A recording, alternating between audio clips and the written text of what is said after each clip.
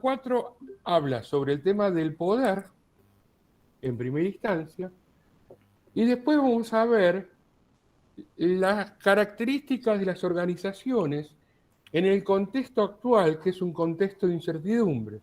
Ustedes trabajaron, Peter Drucker, hasta el comienzo del siglo XXI y demás, con la sociedad poscapitalista, sociedad del saber. Hoy por hoy estamos en una cuarta revolución tecnológica. Esto es antes de la pandemia, ¿no? Entonces vamos a ver qué características tendrían las organizaciones en un contexto de cambio y qué características tendrían los sujetos, ya sea la generación Z, la generación Y, la generación X, las distintas generaciones, en este contexto de cambio que nosotros llamamos, en algún momento lo dijimos, VICA, que es volátil, incierto, complejo y ambiguo. Y hoy vamos a ver el tema del poder. A ver, ¿qué es el poder, chicos? Vamos a hacerlo dinámico. A partir de los videos que le sugerimos que O de lo que vieran. ustedes sepan, o de lo que ustedes cursaron en administración, en algunas materias. Es decir, ¿qué es el poder? ¿Qué entienden por poder? Si yo digo poder, Es ¿qué algo sería que el poder? necesita de un A que ejerce sobre un B. Bien, Necesitas dos partes, básicamente. bien. Y que el B responda a ese A. Porque si no responde, no se ejerce, ¿no? El poder. Ah, bueno, pero eso de los libros, ¿no? Desde el video. Uh-huh. En la vida, ¿qué es el poder? Ustedes cuando estudiaron el tema del poder, ¿qué sería? La posibilidad de modificar las acciones de otros. Bueno, ¿qué sería el poder para Weber? ¿Lo estudiaron? ¿Se acuerdan del poder para Weber? Administración 1. ¿Se acuerdan cuando vimos la clase pasada de los tipos de dominación? O el poder para Marx, ¿se acuerdan? O el poder del Estado, ¿se acuerdan? El poder del Estado es el ejercicio, la represión legítima dentro de un terreno determinado, un territorio determinado. Bueno, vamos a empezar de cero. Para los autores clásicos, o para la mayoría de los autores, vamos a tomar en este caso Marx y en este caso Weber, el poder, ellos trabajaron sobre el poder y lo que trataron de averiguar es quién tiene el poder. ¿Dónde está ubicado el poder? ¿Qué características tienen aquellos sujetos que sustentan el poder? Weber lo que planteó es que hizo una distinción entre poder y dominación. Poder es ejercer mi voluntad, tenga o no consentimiento del otro. Es un poder unidireccional. Uno está arriba y ejerce el poder sobre el otro. Y lo distinguió de la dominación, que es ejercer el poder, pero con consentimiento del otro. Y a eso lo llamó dominación.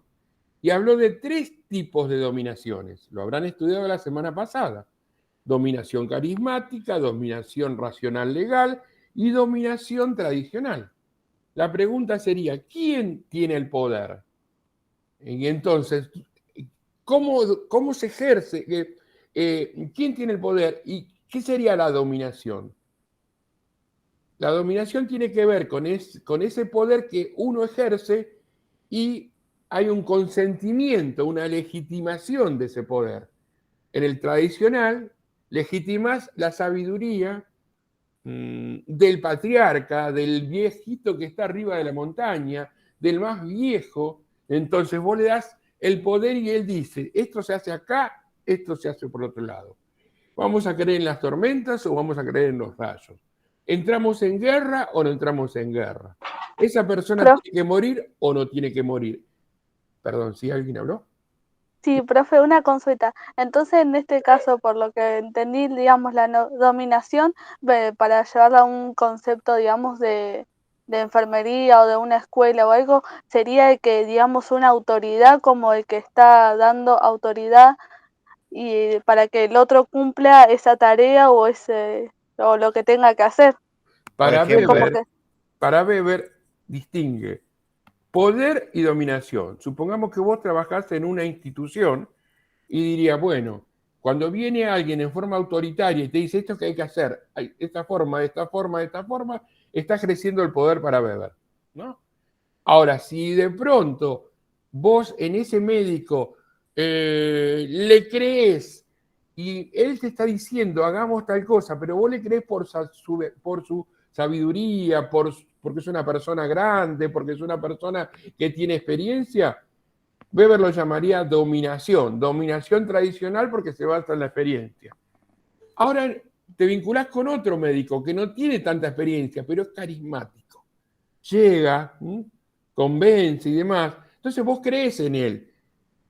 Él ejerce la dominación y vos legitimás esa dominación a través del carisma, que nosotros lo vemos en la sociedad carismática fundamentalmente con aquellos que son líderes, ¿no? Es decir, Perón fue un líder carismático, Cristo desde el punto de vista terrenal es un líder carismático, donde la gente lo sigue por su carisma, no porque sea el más viejo, sino por su carisma. ¿Vamos hasta acá? Y el otro sería el poder racional legal, que ese es el que a Weber le gusta porque tiene que ver con el capitalismo, que tiene que ver con la racionalidad y tiene que ver con las normas del sistema capitalista que estaba en ese momento sustentándose el capitalismo liberal. Y entonces él dice, ¿quién domina? ¿El líder carismático? No. ¿Quién domina? El tradicional? Tampoco. Domina la norma, domina la ley. Si alguna de ustedes es docente, van a ver que existe un estatuto del docente que regula desde la directora hasta el portero. ¿Y qué sanción se le debe aplicar a la directora o al portero o a la inspectora si comete alguna falta? Está todo escrito. La norma te condiciona la conducta. No es el líder carismático. Sería la Constitución, sería la ley, sería el reglamento. Entonces, para sintetizar, a Weber se pregunta ¿quién tiene el poder? Y lo responde a través de la diferencia entre poder y dominación. Poder es ejercer mi voluntad sin consentimiento del otro, y dominación es ejercer mi voluntad con la legitimidad del otro, y hay tres tipos de poderes, de dominaciones. Marx, que siempre es un interlocutor de Weber, se pregunta, ¿quién tiene el poder? ¿Y ustedes qué me responderían si yo le pregunto, ¿qué dice Marx con respecto al poder? ¿Quién tiene el poder? A ver, Sabrina. ¿Quién tiene el poder? Los que serían, digamos, los opresores, lo que él llamaba los opresores. Muy bien. ¿Quién sería? Se concentra en quien tiene los medios de producción, el burgués capitalista. Bien, entonces para Marx, el que tiene el poder es la clase dominante. ¿Qué clase dominante? La que tiene el poder económico, según el modo de producción. Porque en el modo de producción capitalista es la burguesía, pero en el modo de producción feudal era el señor feudal. ¿Se entiende? También ubica el poder en un lugar y explica que el poder lo tiene, se ejerce en el modo de producción, en esa relación dialéctica entre burguesía y proletariado. Que además el poder lo ejerce para explotar a los sectores proletarios y demás. Ambos se preocupan en quién tiene el poder. Pero va a surgir nuestro amigo Foucault. Michel Foucault murió en 1985, es homosexual y es importante tener en claro por qué es homosexual. Es decir, para esto es importante. Y es un escritor que es filósofo, es sociólogo, es lingüista, es un producto, todos los autores son producto de su época. Marx escribió con el surgimiento del capitalismo, Weber también, la sociología clásica nace con el surgimiento del capitalismo, y Foucault se hace fuerte fundamentalmente en los años 60, con el surgimiento de las revoluciones, de los movimientos juveniles en Francia, del movimiento de las mujeres, de los jóvenes al poder que se enfrentan al poder establecido que existía en ese momento. Y Foucault se va a preguntar no quién tiene el poder, sino cómo se ejerce. ¿Cómo se ejerce el poder? Ya sabemos quién puede tener el poder, pero no me importa. A mí me importa saber cómo se ejerce el poder. Cómo existiendo diferentes, diferentes grupos de personas, cómo, a ver, un rey con 5.000 soldados puede gobernar 5 millones de personas. Ya sabemos que tiene el rey, pero ¿qué pasa en la sociedad para que ese poder se reproduzca? ¿Cómo se ejerce el poder? Es una pregunta que se hace Foucault. ¿Cómo se ejerce el poder?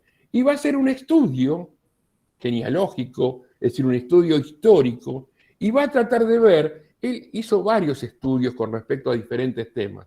Estudió historia de la locura, historia de la sexualidad, historia de las formas jurídicas hacia atrás, y también trató de ver acá cómo se ejerce el poder a través de la historia.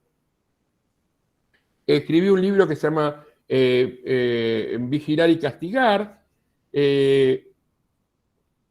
Vamos un poquito más hacia atrás. Bueno. Vamos a ver, ¿qué era lo que tenía que hacer, Mati? Y a de Power de vuelta para poder cambiar la diapositiva. Ahí, ¿no? ¿Se ve? No, se sigue viendo lo mismo. Ah, claro, tenés que ir a hacer clic en la diapositiva que querés cambiar. ¿Ahí se ve? Tampoco. La misma. Otra vez lo mismo que la clase pasada.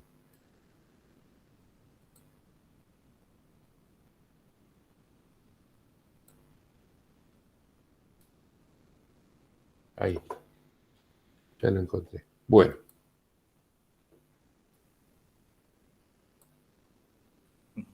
¿Ahí me ven? Ahí se está por proyectar.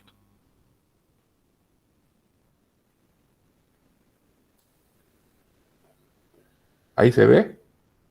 Se sigue viendo la misma, pero por eso te digo que tenés que hacer clic donde dice 12, donde dice 11, viste que es el número de diapositiva. No sé cuál es la que vos querés proyectar. Todas. Pero empiezo a trabajar desde acá. Ah, ok, entonces sí. Yo pensé que ibas a mostrar otra. ¿Está viendo la misma, la del poder? La que Esta es dice, Nintendo. en esta clase, si bien vamos a trabajar con el texto Vigilar y Castigar, más No, precisamente, Yo quiero- claro, por eso te digo, ¿Qué tengo que hacer? tenés que hacer clic en la diapositiva, en el número de diapositiva que vos querés que se proyecte. Por ejemplo, la diapositiva donde dice 11, viste que al costadito tenés el número de diapositiva, Sí, pero lo escribes. ¿ves? Ahí ¿Ahí se ve? sí, sí, la Bueno. definición de poder. Bien. Entonces, habíamos planteado que la teoría marxista, como la teoría weberiana, habla sobre el tema del poder. Y Foucault se plantea no quién tiene el poder, sino cómo se ejerce. Y lo que va a estudiar es la evolución de las relaciones de poder que se da durante la historia. Y dice que el poder es una relación, que el poder se ejerce y el poder se da en una relación asimétrica. A nosotros vamos a ir explicando de a poquito todo esto, para que ustedes lo vayan entendiendo. El poder es una relación, el poder se ejerce y el poder se da en una relación asimétrica. Antes de llegar acá, Foucault lo que hizo fue hacer el estudio que nosotros le estábamos planteando y fue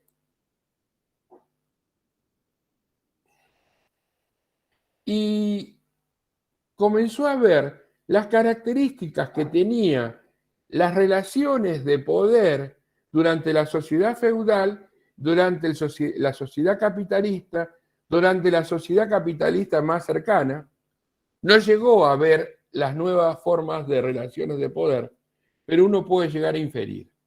Entonces él analizó que en cierto momento histórico existía el suplicio. Existía el ojo por ojo, diente por diente. Existía, ante una ofensa, castigar al otro.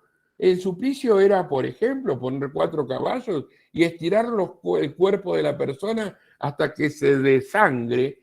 Pero además ese suplicio tenía, ese suplicio tenía era como una fiesta popular donde estaba el pueblo, donde la gente miraba, donde la gente observaba lo que estaba sucediendo. Era una forma de... Hola, ¿quién habla? Hola. No, como en la película Corazón Valiente, me hizo acordar, que al final cuando lo agarran a él, le hacen eso, con los caballos Bueno, y eso. a Tupac Amaru le hicieron eso, pero esto tenía que ver, el suplicio tiene que ver fundamentalmente con una característica que existía en ese contexto. Estamos hablando de cuerpos, se castiga el cuerpo. Es más, la Iglesia planteaba en la Edad Media que el cuerpo que tenía el demonio incorporado había que sacrificarlo o había que quemarlo o había que matarlo para salvar al alma, porque ellos hablaban de que existía el alma y el cuerpo. Entonces, el cuerpo tiene al diablo internalizado, tiene al demonio internalizado. No sé si alguien vio El nombre de la rosa, una película de Humberto Eco, que está claro ahí cómo aparece el demonio dentro del cuerpo de las personas, decía la Iglesia, y el poder de la Iglesia en ese momento, ejercía ese poder para purificar las almas. Bueno, lo mismo hacía el proceso militar. Cuando en la época del proceso militar ciertos sectores religiosos apadrinaban la tortura por una forma de expiar la culpa que tenía ese cuerpo de haber cometido subversión. Pero lo importante era el cuerpo y el castigo sobre el cuerpo. Profe, como Juana de Arco, eso era la Inquisición. Sí, claro. Sí, pero sí, claro, pero era esto que nosotros estuvimos viendo en la Edad Media, en la Inquisición y demás, tenía una razón de ser, dice Foucault. La razón de ser es que se expresa el castigo a través de la tortura, del suplicio, del cuerpo, del físico, para salvar el alma. Ahora, cuando finaliza la Edad Media y comienza la sociedad capitalista, la habrán estudiado en sociología, la habrán estudiado en economía, lo estudian también en algunos momentos en administración, cuando se acaba la sociedad feudal y comienza la sociedad moderna y comienza la necesidad de, en la sociedad moderna, los sectores campesinos entran en crisis, van a las ciudades, en las ciudades hay ciudades donde de pronto se produce en serie por el surgimiento de la máquina, la tecnología y la máquina determinan la producción en serie, va surgiendo el modo de producción capitalista, aparece un nuevo sujeto que es el obrero o el proletario, a diferencia del campesino o el siervo de la gleba que vivía tanto bajo la protección del siervo del señor feudal, vivía protegido, también vivía dependiendo de él.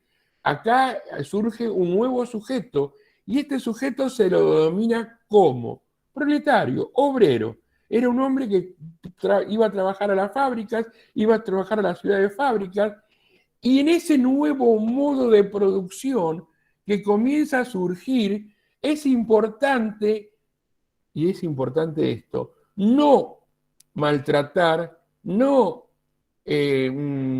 hacer desaparecer, no destruir, no lastimar el cuerpo, sino lo importante es cuidar al cuerpo, porque el cuerpo es importante ¿para qué? Para la producción. El cuerpo es importante ¿para qué? Para producir en las fábricas. Necesitamos cuerpos sanos, necesitamos cuerpos disciplinados, necesitamos cuerpos no desviados, porque lo importante era tener no con cuerpos desviados, sino tener cuerpos que nos permitan utilizarlos en la producción. Y si había un cuerpo desviado, un cuerpo que no se adecuaba a la realidad, había que enderezarlo. Entonces ya no es el suplicio, es la disciplina, el enderezar las conductas, el tratar de que el loco vaya al loquero y se enderece la conducta, que el delincuente vaya a la cárcel y salga mejor, que el niño vaya a la escuela y aprenda a respetar el orden establecido, las relaciones establecidas, para poder ingresar a la fábrica. Profe, ahí sería donde aparecen que el video que teníamos que ver para hoy, que sería que aparece las sociedades disciplinarias, Claro. que es donde digamos que es la relación, digamos, es la producción del hombre, digamos, del sujeto en las diferentes disciplinas, digamos, en la escuela, que nombra la escuela, en el psiquiátrico, en los asilos, en los hospitales, en las prisiones. ¿Cómo te llamas? ¿Cómo te llamas? Diana. Diana, sí, de esto estamos hablando.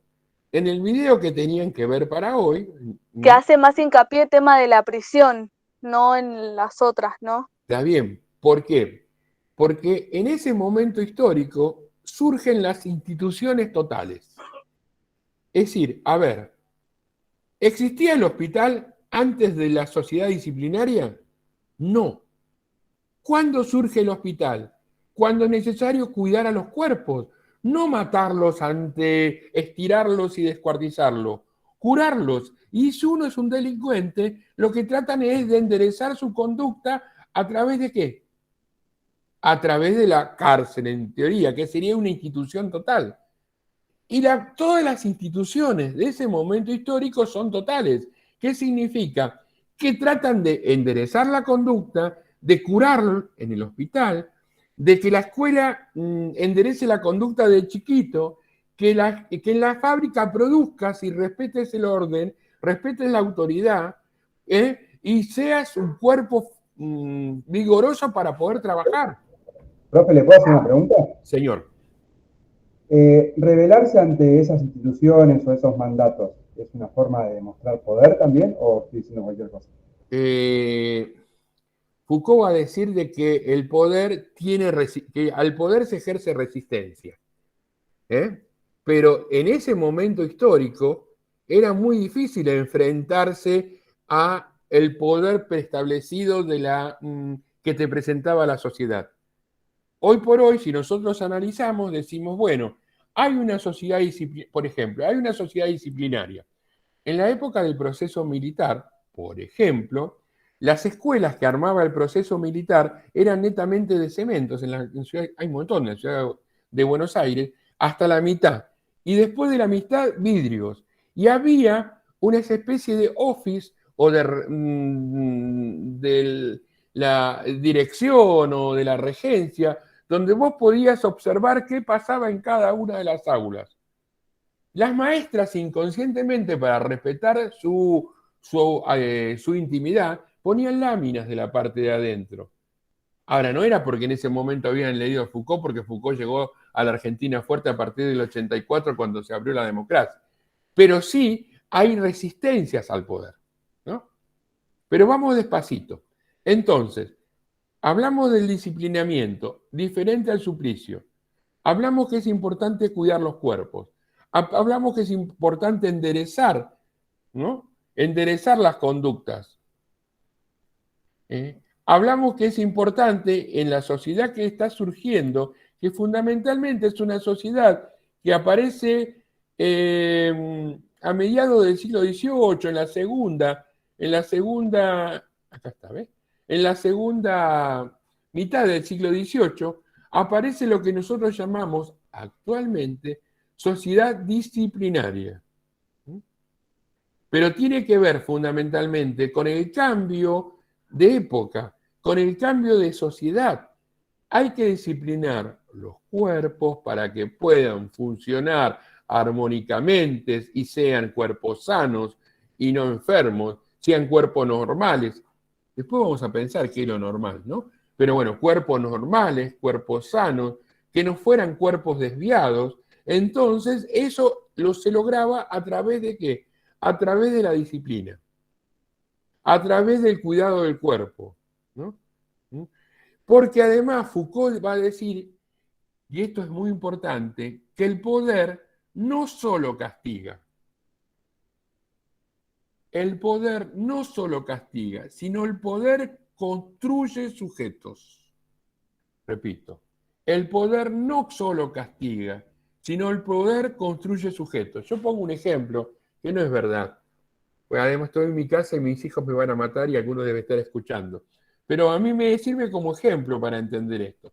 Tengo 2 hijos varones, a uno le gusta jugar mucho al fútbol y el otro es muy buen alumno y le gustan las matemáticas. Bien, en un momento determinado, el que iba bien en matemáticas saca un boletín excelente y el otro hasta ahí. Entonces el papá lo lleva a los dos por el boletín, lo lleva al shopping. Y entonces el papá lo lleva a McDonald's, le compra una ropa y va a Nike. Y en Nike le compra el mejor botín al nene que no le gusta tanto el fútbol, ¿no? ¿Qué está haciendo con esto? Está trabajando sobre el tema de construir un sujeto que si a la larga en el próximo boletín quiere tener un botín como el que tiene su hermano y se va a tener que esmerar. El poder no solo castiga, construye sujetos. Yo antes, cuando tenía más de 100 alumnos en el año 2013, yo pasaba por los bancos y con un fibrón rosa fluorescente le ponía una X cuando tomaba los parciales. Entonces la gente se miraba entre sí, ¿qué hace este tipo? Y yo no decía nada, no decía nada. Le marcaba, ta, ta, ta, ta, ta, ta. Entonces, ellos, te das cuenta, ¿a quién le marcaba?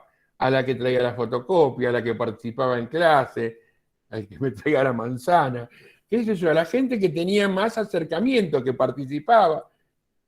Entonces, cuando traía las notas, le digo, bueno, toda esta gente tiene estas notas, y los que tuvieron una crucecita, entre 6 y 7 le puse 7, entre 7 y 8 le puse 8, entre 5 y 6 le puse 6.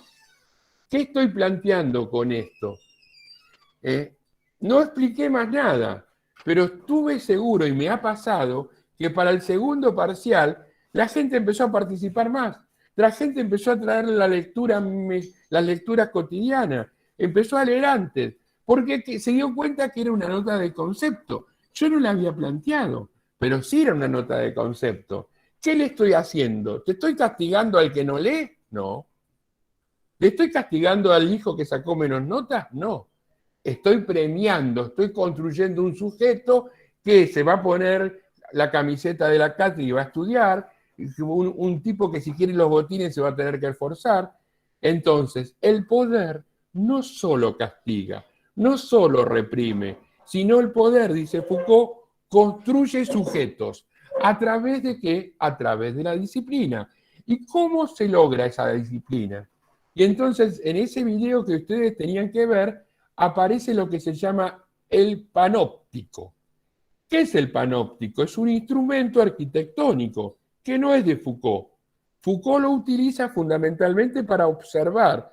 ¿Y qué sería el panóptico? El panóptico sería una especie de construcción donde vos observás qué pasa en cada una de las celdas. ¿Qué pasa en cada una de las celdas? Vos observás. A ver, pero lo encuentro por acá el panóptico. Vos observás desde acá, sin que te vean, qué pasa en cada una de las celdas. ¿Lo ven acá? ¿Hola, están ahí? Sí, profe, se ve. Sí, Bueno, sí, profe. y entonces, observás sin ser visto. Ahora, este panóptico es una forma de disciplinamiento y de control porque vos estás observando sin que te vean. Esto podés decir que era la regencia de mi escuela técnica en la escuela secundaria, que era alta y te podía ver. Esto puede ser también el lugar de la cárcel donde vos observás qué pasa en cada una de las celdas. O puede ser el office de la enfermera, que observa qué pasa en cada una de las camas. Es una Profe, forma... ¿qué vendría a ser como una cámara, digamos? ¿Puede ser visto también por una cámara, algo así? ¿O me estoy mareando? Ya vamos a llegar a la cámara. El sería como una torre donde vos tenés una persona que está observando qué pasa en cada una de las celdas. Ten en cuenta que esto es el siglo XVIII, el siglo XIX, ¿eh? No hay cámaras todavía. ¿Se entiende? Sí, Esto sí. es una construcción. ¿Cómo disciplino? ¿Te acordás que Foucault se preguntaba, ¿cómo se disciplina la gente? ¿Cómo disciplino? A través de la mirada, a través de la observación. No estoy castigando, estoy observando y el tipo está... A ver, pongo otro ejemplo. Yo antes iba a las 8 de la mañana muy temprano, estaría temprano de Navarro, para ir a dar clases a las 8 de la mañana los viernes. Había un lugar donde me cobraban, pasaba, y bueno, y a veces me olvidaba o tenía sueño, y bueno, y me sacaban fotografías. Cuando tuve que vender el auto, y no sé, salía la mitad del auto en multas que tenía. De hecho, lo tuve que hacer. Ahora, eso me construyó el sujeto. Ahora ya se me fue. Cada vez que yo veía una cámara y estaba a 500 metros y ponía el coche a 60. Y pasaba 1000 metros y todavía iba a 60. Pero había millones de cámaras. Es más, lo hacía a la noche también. Y yo sabía que de noche las cámaras no funcionan. ¿Qué hizo el poder en mí? El poder en mí, a través de un panóptico, que era una cámara que me estaba observando, que puede estar funcionando o no. Acá puede haber una persona o no, pero vos no sabés si te están mirando. Vos no sabés si te están sacando la foto, pero construyes un sujeto que cada vez que ve una cámara baja la velocidad. Es un elemento persuasivo. Es un Claro. elemento de disciplinamiento. Y de vigilancia. Disciplina. Y al disciplinar, para poder disciplinarte, es decir, tengo que vigilarte o tengo que pensar de que vos estás pensando que yo te estoy vigilando. Supongamos en un aula de clase, ¿no? Yo estoy en un aula de clase y hay una camarita ahí. Y en ese sistema castigan a aquella persona que hable palabras esdrújulas. Y yo pienso que me están mirando, entonces me estoy cuidando, porque me van a castigar. Pero no solo me van a... Es decir, no es que me están castigando con un puntero, no es me están castigando, me están observando. Y al estar observando, yo solo me disciplino y yo solo me adecuo a esta forma de... Me construyo un sujeto que ante determinado tipo de cosas va a actuar de una forma determinada. Me adelanto para aquellas personas que pueden estar confundidas. Foucault murió antes de que surja Gran Hermano. Gran Hermano, el programa Gran Hermanos, que estuvo como 10 años y demás, tiene que ver con esto, con vigilarte, observar, sin que vos sabés que todo el día te están mirando. Entonces tu conducta, tu acción, tu forma de actuar construye un sujeto que se va a cuidar. Un ejemplo típico, creo que lo dije el primer día de clase, pero esto viene a cuento por el tema de Foucault. En el primer Gran Hermano había cámaras en todos lados, era 24 horas, la gente estaba aburrida y se ponía a mirar Gran Hermano. No había redes sociales, me parece, en esa época. Entonces, no hace muchos años, se ponía a ver Gran Hermano. ¿Y qué hacía? Había cámaras en el baño. Entonces las chicas se bañaban, sabían que estaba la cámara, algunas se bañaban vestidas y otras se ponían en el costado, así demás, porque ¿cómo vas a aparecer hace 10 años o 12 años con que te vea tu abuelita que te está bañando desnuda, que todo el mundo te ve? Entonces construía. Las relaciones sexuales se hacían debajo de las frazadas. Es decir, que la cámara te estaba observando y todo el mundo podía verte. ¿Bien? En el último Gran Hermano, que hace 2 o 3 años, que ya ha cambiado la realidad, cambió el escenario, cambiaron las generaciones, estamos en la modernidad líquida, en la posmodernidad, las chicas no tenían ningún problema de bañarse desnudas y que la vean. Entonces la cámara no tenía ninguna función de ser. Porque ¿qué hacía la cámara? Condicionarte desde el tema de construir un sujeto que se va a cuidar en actuar de determinada forma. Entonces, ¿qué hace? Alguien dijo recién, observa, disciplina, construye un sujeto que a través de la mirada se va a comportar de una forma determinada. Y eso es una forma de disciplinamiento. En la sociedad actual, Foucault ya murió. No conoció lo que vino después. No conoció las redes sociales. Si en el sistema de la sociedad del disciplinamiento te observaban y te disciplinaban a través de la afuera, en la sociedad actual, vos solo te disciplinás. Vos solo te disciplinás. Vos y yo, poniendo nuestros datos en internet, es decir, poniendo los datos, el otro nos disciplina porque el otro nos conoce. Porque hay algo que Foucault va a plantear que es muy interesante. La relación entre poder y verdad y poder y discurso. Entonces Foucault va a decir, el que tiene el poder maneja la verdad. Y el que maneja el discurso de verdad tiene el poder. ¿Me están siguiendo? ¿Están muy perdidos? No, profe, yo lo sigo. Sí. Vamos bien. Un ejemplo, sí, un ejemplo de esto lo plantea el profesor, no sé, no me acuerdo si en esta comisión de la mañana, había un grupo o un estudiante que iba a elegir el tema de los medios de comunicación, y esto claramente se aplica a los medios de comunicación.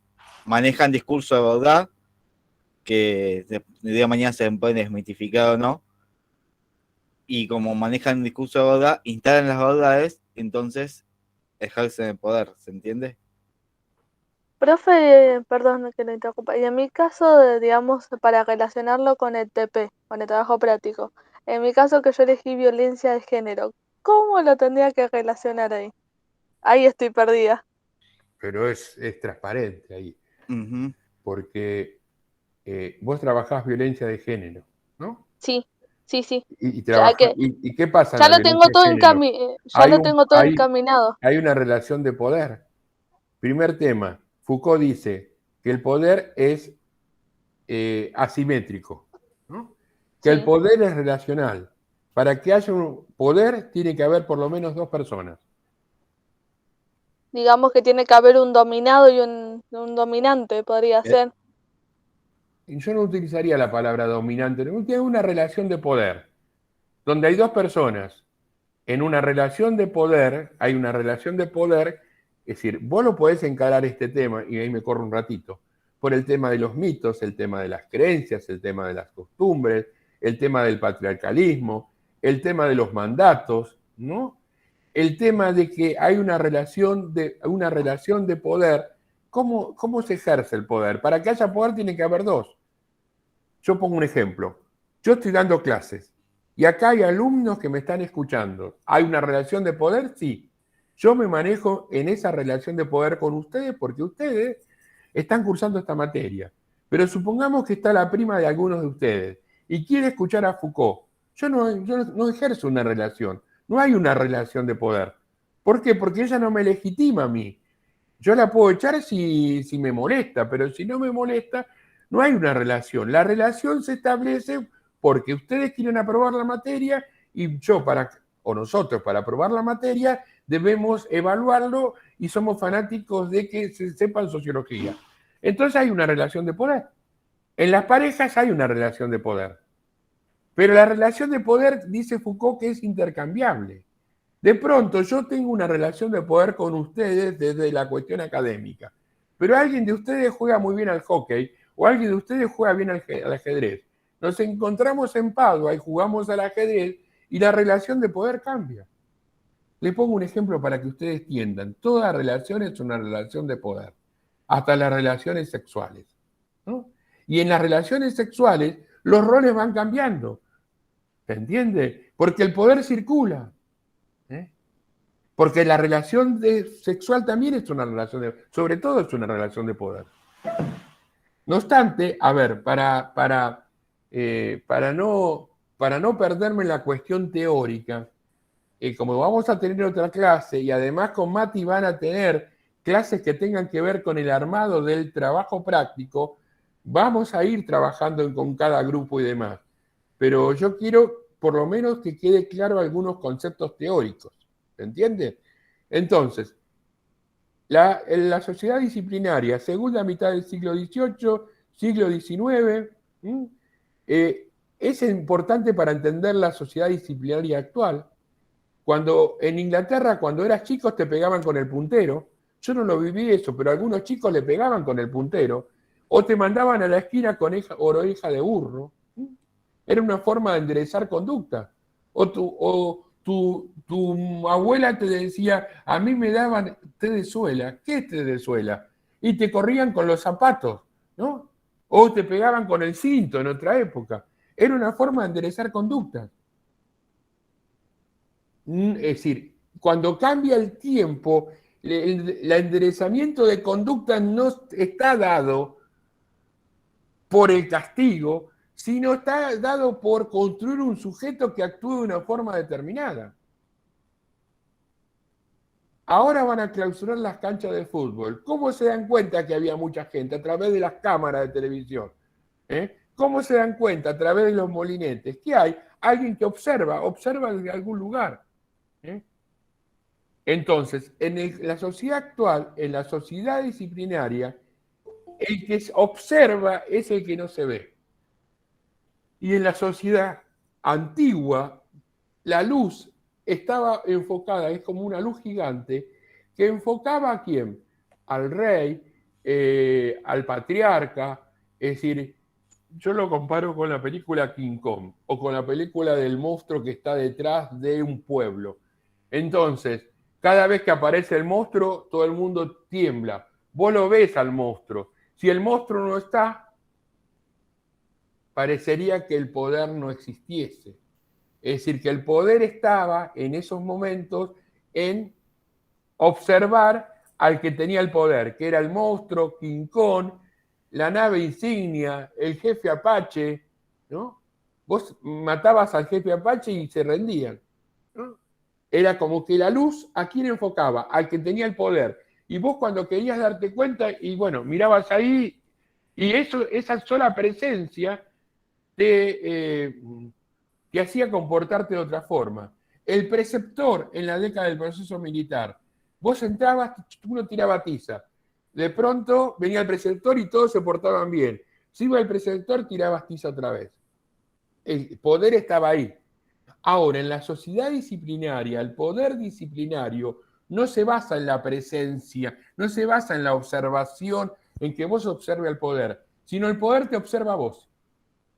El poder te controla, te disciplina a través de la observación. Él te está observando. Él te está observando. Y el poder no solo castiga, vuelvo a repetir, sino construye sujetos. Acá dice, es un poder positivo, es un poder constructor. No es meramente represivo, sino genera sujetos que van a actuar de una forma determinada.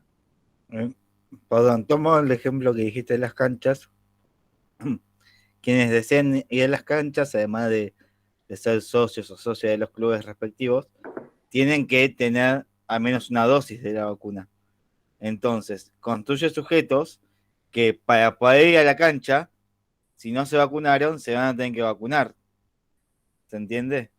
No está castigando que no se vacunó, te está diciendo, o cualquier actividad recreativa. Vos querés hacer actividad recreativa, ir a la cancha de otro equipo de fútbol, perfecto, pero tenés que tener al menos una dosis de vacuna. Entonces, y lo que dice Horacio, que por te observa, por ejemplo, hoy tenés muchas aplicaciones como Vacunate o Mi Argentina, etcétera, donde está todo ahí. Yo, por ejemplo, a fines de enero de este año había tenido COVID, por suerte la pasé como una gripe más, así que soy afortunado en ese sentido, pero en la aplicación Cuidar, a las 2 horas que yo tenía registrado ya figuraba que yo ya era un caso positivo en ese momento, ¿se entiende? Entonces hoy esto lo tomo como un claro ejemplo para que vean en casos concretos cómo el poder observa. ¿Se entiende? ¿Qué es lo normal?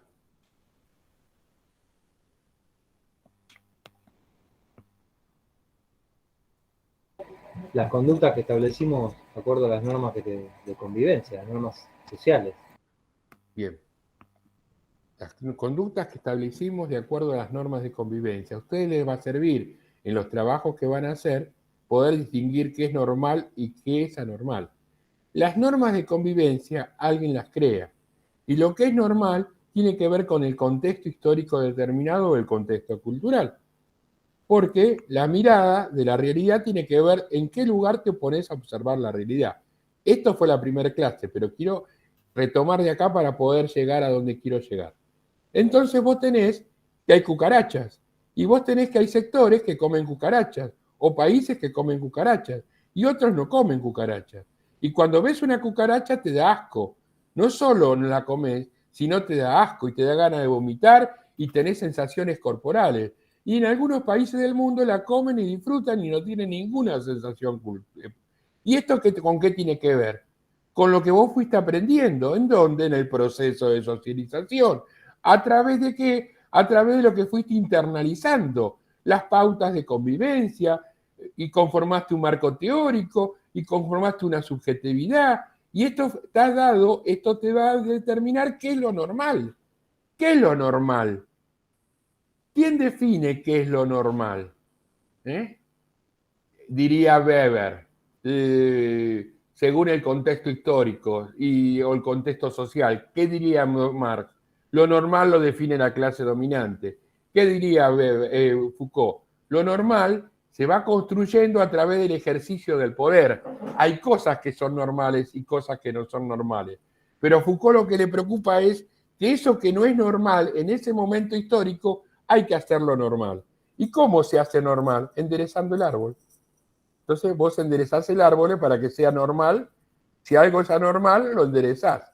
Ahora, alguien define que algo es normal. Alguien define que esto es normal o que esto es normal.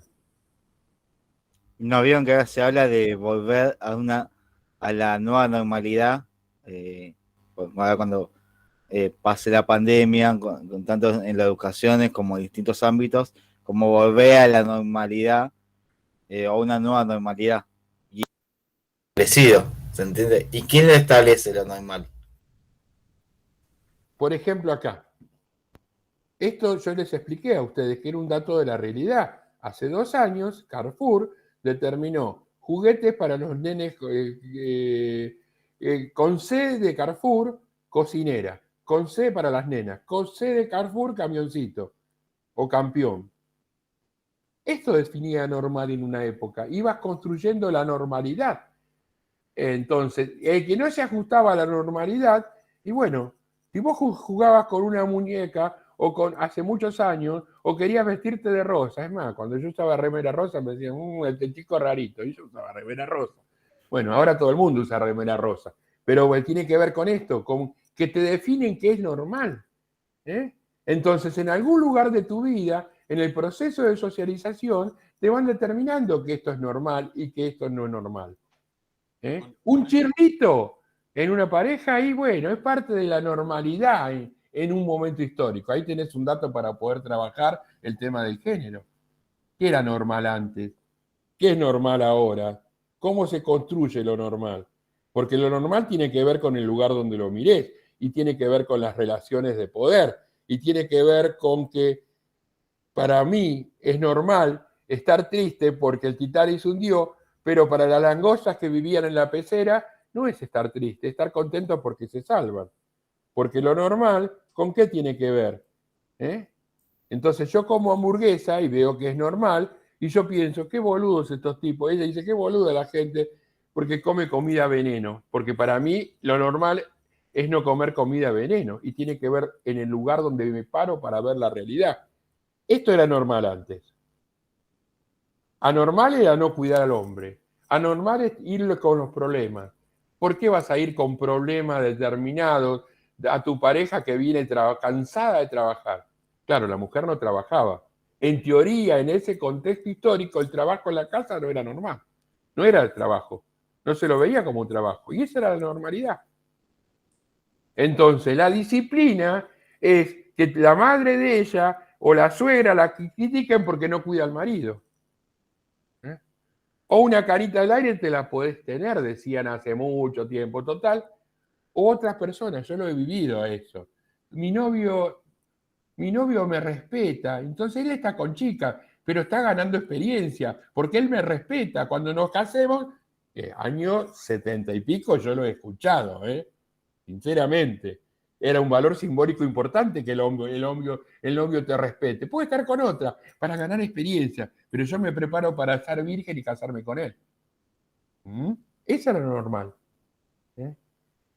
O en el librito de las ediciones Paulinas del año 75 era las 100 respuestas a la prueba de amor.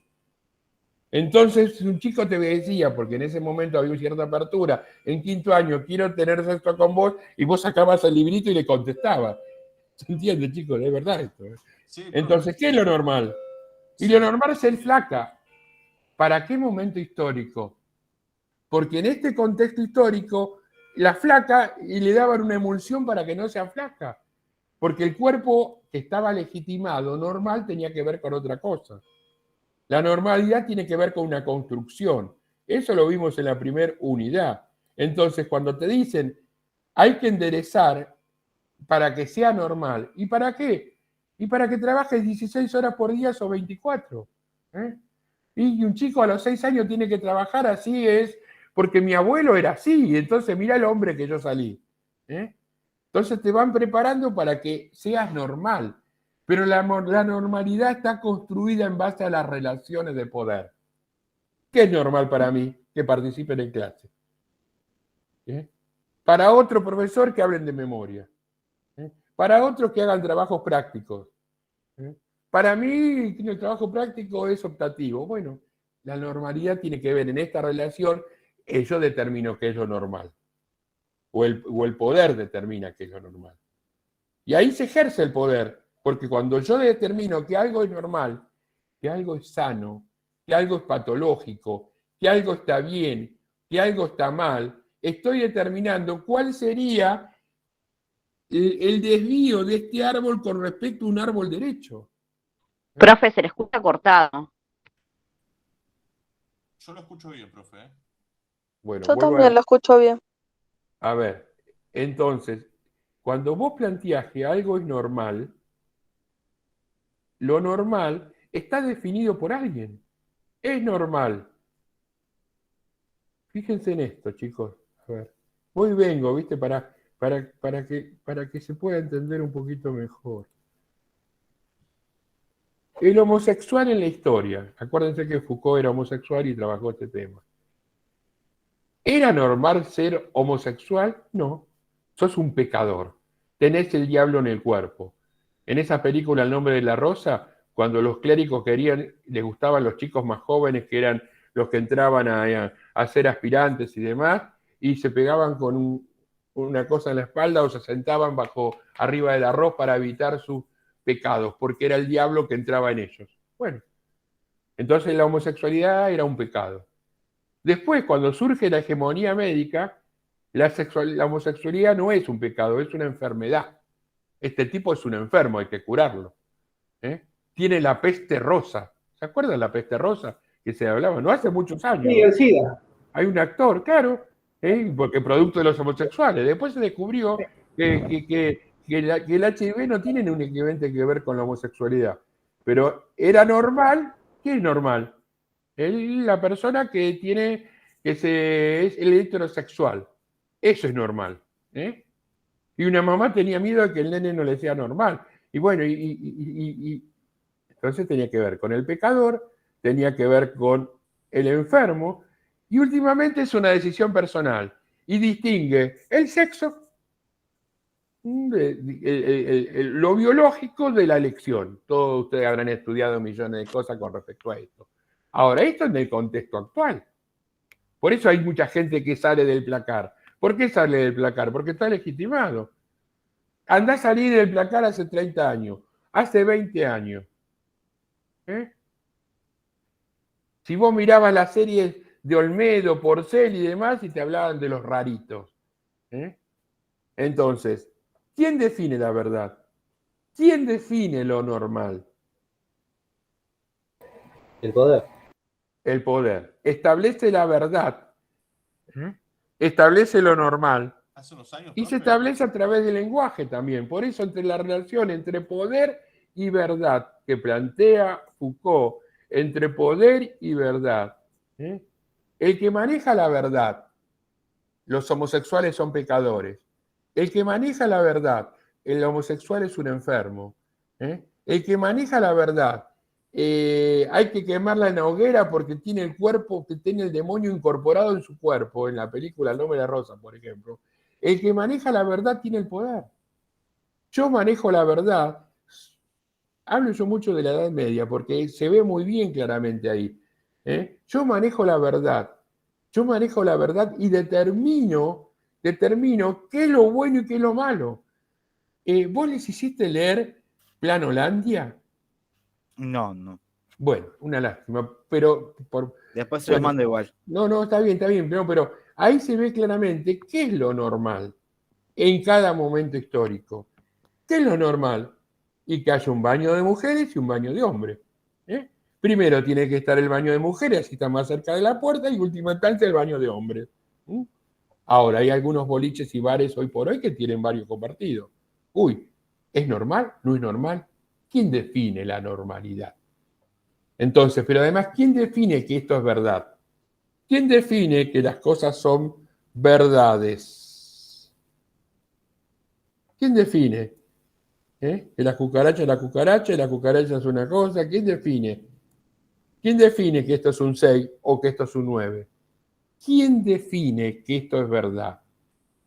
Las relaciones de poder. En las relaciones de poder van determinando.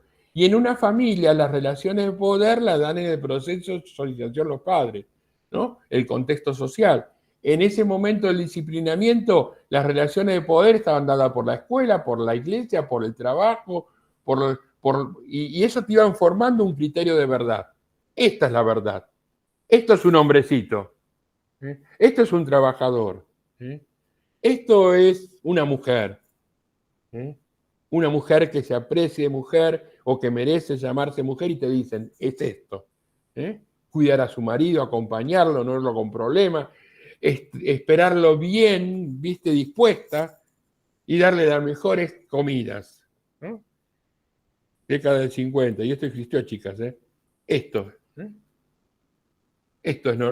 es, y una mujer que no era eso era no normal. Una mujer, ¿se acuerdan cuando hablaba de la virginidad de los 50? Una mujer que no era virgen no era normal. ¿Y qué lo decía? La verdad. ¿Y qué determinaba la verdad? Las relaciones de poder. Entonces, volvemos acá. Lo normal y el enderezar conductas, ¿no?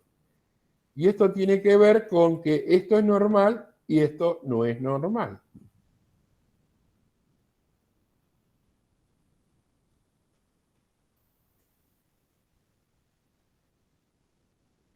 El poder busca la normalización de los sujetos. Esto es que los sujetos sean normales. Por eso las instituciones operan a través de la disciplina para construir sujetos normales. En esa época, siglo XVIII, sujetos normales que trabajen, que respeten el orden, que sean sanos, que no estén locos. Esto es lo normal. La escuela era un lugar donde te iban formando para ser normal. Por eso se llamaba escuela normal. Sarmiento quería, que como no tenía gauchos y tenía indios que no se adecuaban a la idea de normalidad, trajo maestras de Estados Unidos para educar a los que venían de afuera para hacer algo normal. Entonces los vestía todos del mismo color y demás, porque quería esto, normalidad. El normal 9, el normal 10, era la escuela de maestras que te encargaban de educar para la normalidad. ¿Para qué vas a estudiar si te vas a casar? Porque lo normal es casarse joven, era en ese momento histórico.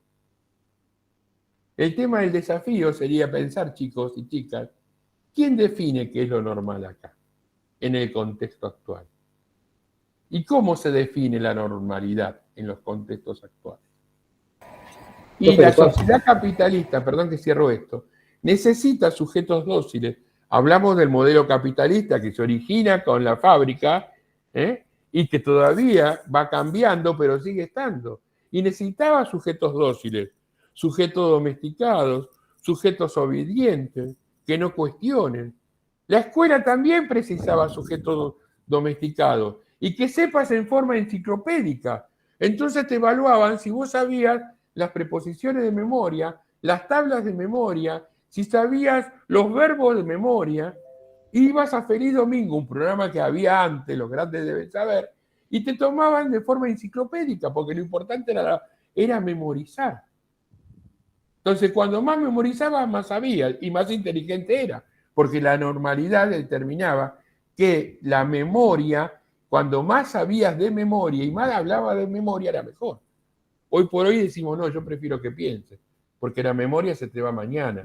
Yo prefiero que pienses y lo lleves a tu vida, y te preguntes, y te cuestiones. Y alguien dice, profe, yo prefiero estudiar Derecho, el artículo así, listo. ¿Para qué vincularlo con mi vida? ¿Para qué cuestionarme con mi vida? Porque cuando más te cuestionas con tu vida, más difícil es que estas cosas se vayan y te van a servir para otra mirada, otra cosa. Entonces, en la sociedad capitalista se precisaba sujetos dóciles, cuerpos ordenados, lo suficientemente domesticados, a través de que sean obedientes. Y se trabajaba sobre la observación y la disciplina. ¿Alguien quiso preguntarme algo? Escucho. Sí, perdón, Gonzalo habla.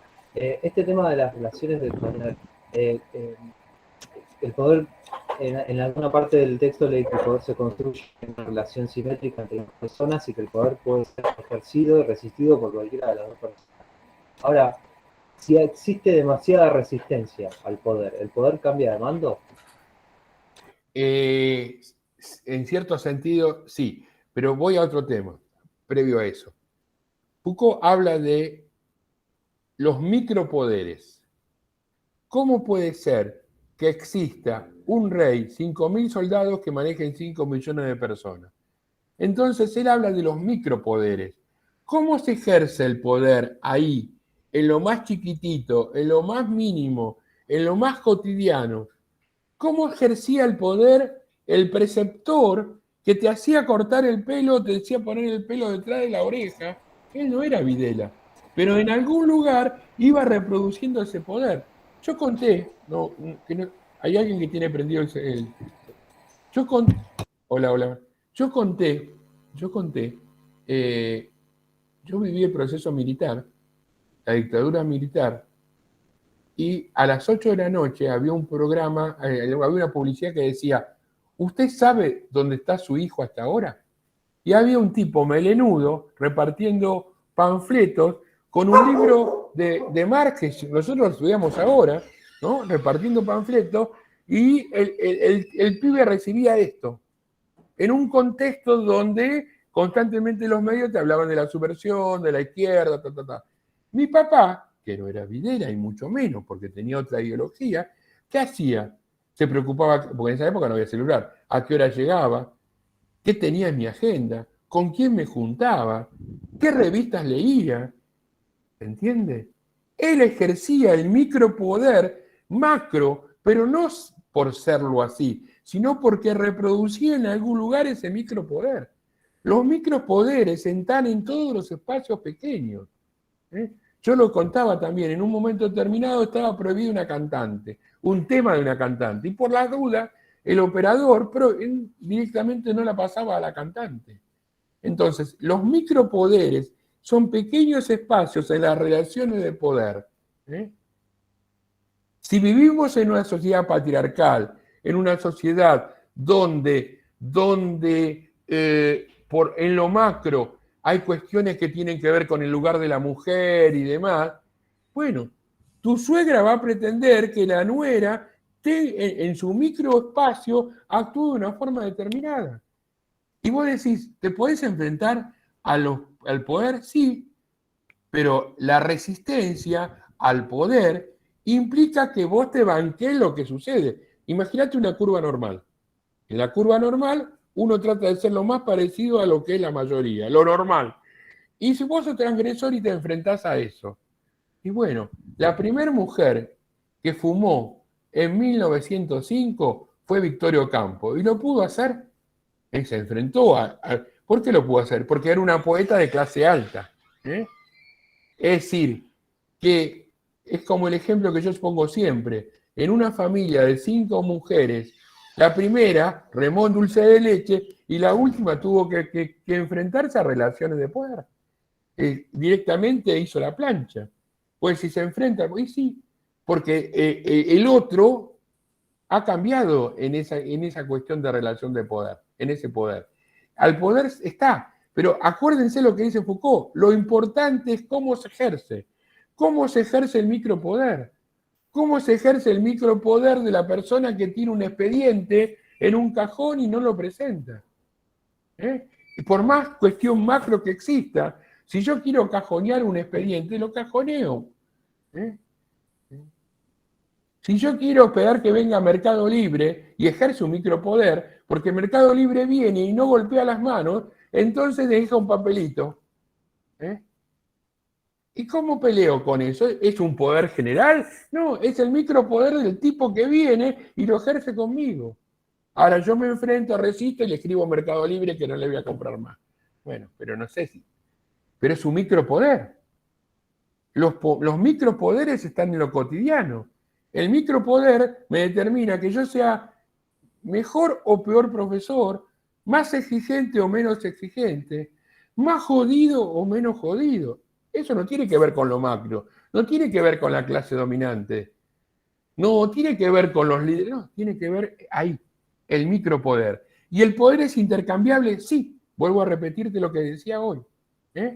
Yo puedo tener una relación con vos, el chico que habló recién, de poder, porque soy el que tengo el saber, entre comillas, tengo el poder, y puedo decirte cualquier verdura porque tengo el poder.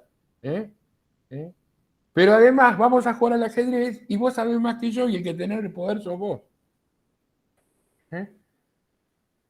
O de pronto hay una discusión en un vínculo determinado y alguien tiene el poder del grito y el otro tiene el poder en esa relación de la lágrima. O en cierto momento de la relación de pareja, el poder cambia y las relaciones cambian. Y hoy por hoy, en las relaciones afectivas van cambiando cuando cambian los roles. Por eso aparecen tantas cosas novedosas hoy por hoy en los vínculos. Ya no es el poder del macho cabrío antes, no. Se juegan otras cuestiones. Y es relación de poder. Bueno, estudiar al sujeto es estudiar al discurso. Ya lo vieron ustedes en la materia tan linda que... Porque yo les digo porque estoy cursando también por economía. Estudio el análisis del discurso, ¿no? Que el discurso también expresa poder. Una forma de poder. Vago. Yo digo vago. Te digo planero.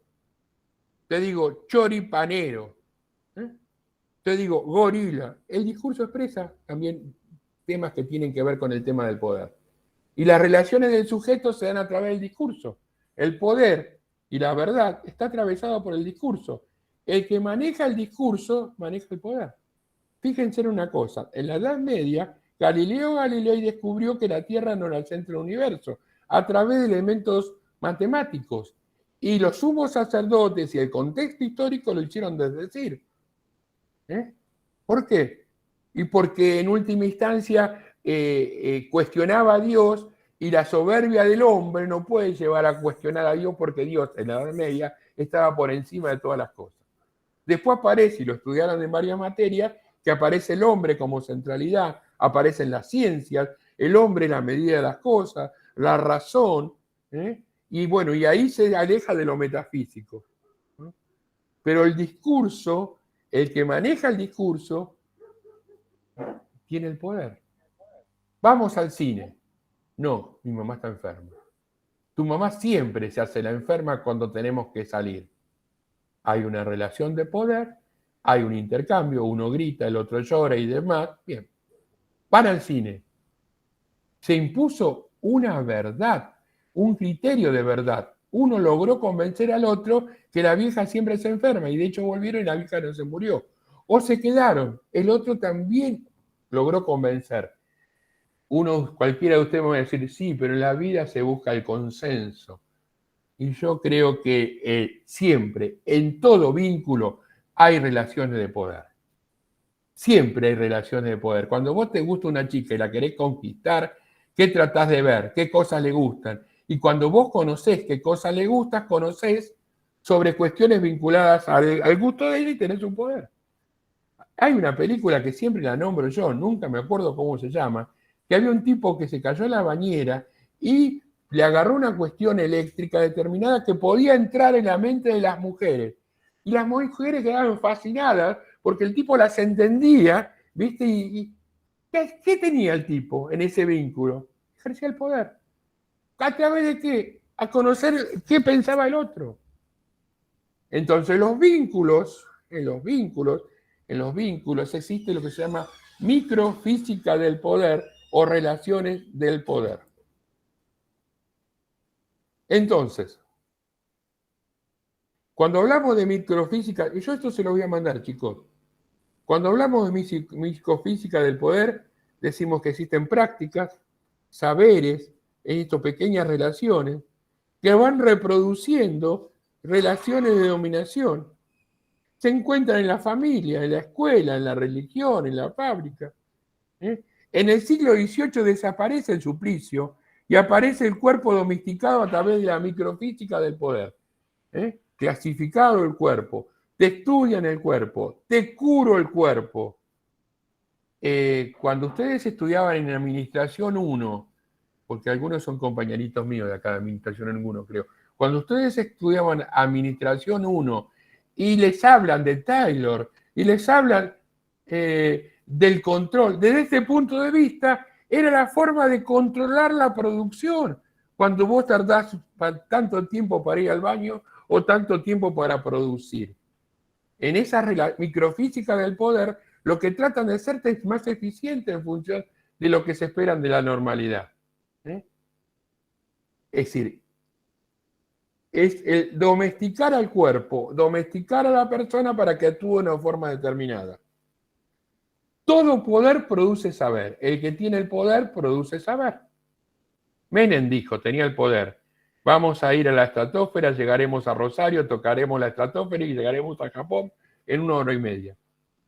Y todo el mundo decía, bravo Carlitos. El que tiene el poder produce saber. Es lo que digo yo tengo el poder, entonces construyo un saber. Que puede ser una chantada, pero tengo el poder. Y produce discurso de lo verdadero. El que tiene el poder determina qué es verdad o qué es no. El que tiene el poder determina qué es verdad o qué es no. A través de los años, los medios de comunicación determinan, construyen sentido. Los libros construyen sentido. Por algo la dictadura atacaba los libros y las revistas, porque construyen sentido. Pero a la inversa, los medios también construyen sentido. Una familia construye sentido. Una escuela construye sentido. ¿Qué es construir sentido? Construir una mirada, construir una normalidad. Si de chiquito te van diciendo tenés que jugar con Rosa, las nenas juegan con Rosa, las nenas juegan en la cocina, bueno, toda una generación de mujeres no quiso cocinar más. Ahora aparece nuevamente, pero hubo una generación que se enfrentó a esta cuestión de la cocina.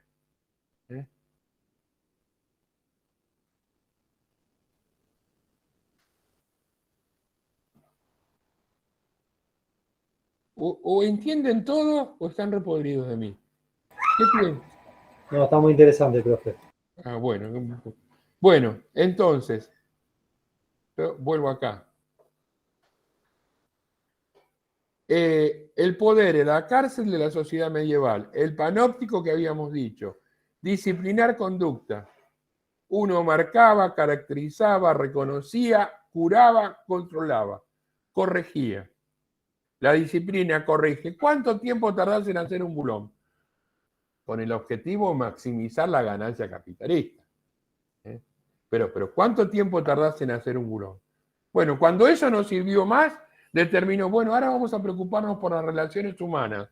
¿Qué le pasa al tipo cuando está produciendo? Que también tiene que ver con esto, con tratar de controlar el cuerpo y hacerlo más eficiente.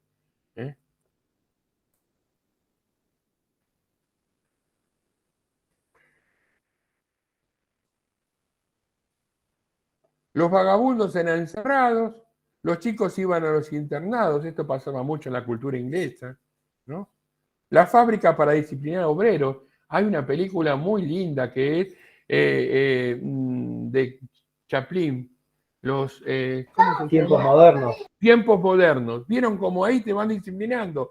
Entonces, claro, vos tenés que ser más eficiente. ¿Y cómo ser más eficiente? Y una escoba acá, la otra acá y demás. Claro, es la división del trabajo. El cuartel disciplina. ¿Y a través de qué? Yo tenía un profesor de educación física que nos decía, años 73, bueno, ladrillos con pelo, muévanse. Claro, ¿viste? Venía con cierta formación, ¿viste? Y bueno, y teníamos que movernos. Para concluir, entonces el poder produce sujetos, no hay hechos sino interpretaciones. Acuérdense que las cosas son en la medida de que dónde te parás para verlas. Mamá se enferma o mamá no se enferma o se hace la enferma. El pez está sufriendo o el pez es feliz porque se rompió la pecera. ¿Es un 6 o es un 9? Entonces, no hay hechos sino interpretaciones de acuerdo a lo que nosotros damos. La interpretación la da tu mirada, tus supuestos básicos. La interpretación es decir, el homosexual es un enfermo, el homosexual es un pecador, el homosexual elige. Bueno, ¿eso con qué tiene que ver? Con la interpretación, con las subjetividades que está moldeada. Vos tenés una subjetividad, que ya lo vimos en la primera clase, que la vas construyendo en función de los vínculos, en función de los mitos, que vas incorporando una mirada, que vas viendo la realidad.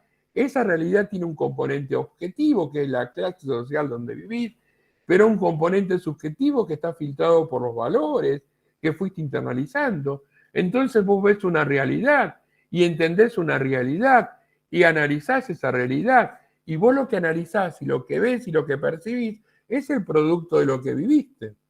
Y entonces esa subjetividad está moldeada y moldea la conciencia, moldea tu forma de pensar, tu forma de sentir, hasta tu forma de percibir.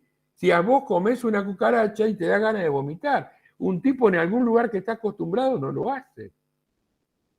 Yo una vez comí carpincho y me encantó. Cuando me dijeron que era carpincho me quería poner los dedos. Bueno, tiene que ver con la construcción. Tiene que ver con lo que implica. Hoy por hoy, en un contexto, en los pueblos existen las previas.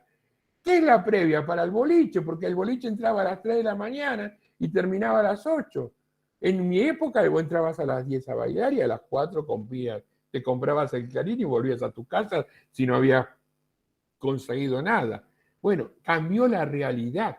Entonces, esa forma construye subjetividad. Y lo que comunica, lo que genera subjetividad y lo que genera interpretaciones y no hecho, es la producción de sujetos y lo que el poder se vincula con la verdad a través de los medios de comunicación. No me quiero meter acá porque no quiero hablar demasiado de política, pero es decir, los medios de comunicación en general en el mundo construyen subjetividades, construyen formas de percibir la realidad. Señor.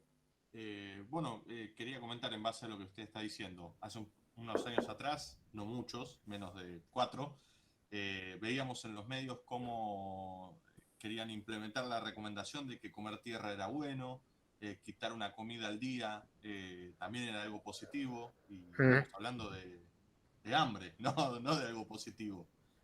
No, sí. Hay como una construcción Es decir, cuando en la época, para no caer en la actualidad, porque cuando en la época del proceso militar, Argentina salió campeón del juvenil con goles de Maradona y Ramón Díaz en 1979. José María Muñoz, que era un relator de fútbol, llamó a los chicos y no hubo clases ese día a festejar y demás, ¿viste? El campeonato, y los chicos festejaban el campeonato. Pero por otro lado estaba que había venido la Asamblea de Derechos Humanos mandada por Carter de Estados Unidos, un presidente demócrata, y que trataba de ver qué había pasado en la Argentina. Bueno, esto tiene que ver, y eso no aparecía en los medios. Eso no aparece en los medios. Hay una construcción, ¿no?, que tiene que ver con cómo se van construyendo las subjetividades. En lo bueno, en lo bueno, otra vez. En una mirada y en la otra mirada. Es decir, Profe, y acá entra... Mafalda en un momento determinado, ¿qué era? Cuestionaba el sistema. Y vos decís, ¿qué decía Mafalda? Y sí, porque en una época de proceso militar de la década del 60, el que leía Mafalda o la revista Humor, lo que hacía es cuestionar al sistema. ¿eh? Y hay medios que consolidan el sistema. Cualquier sistema, hablo de la Unión Soviética, hablo de China, hablo de Cuba y hablo de Argentina. Los medios construyen subjetividades. Las películas construyen subjetividades.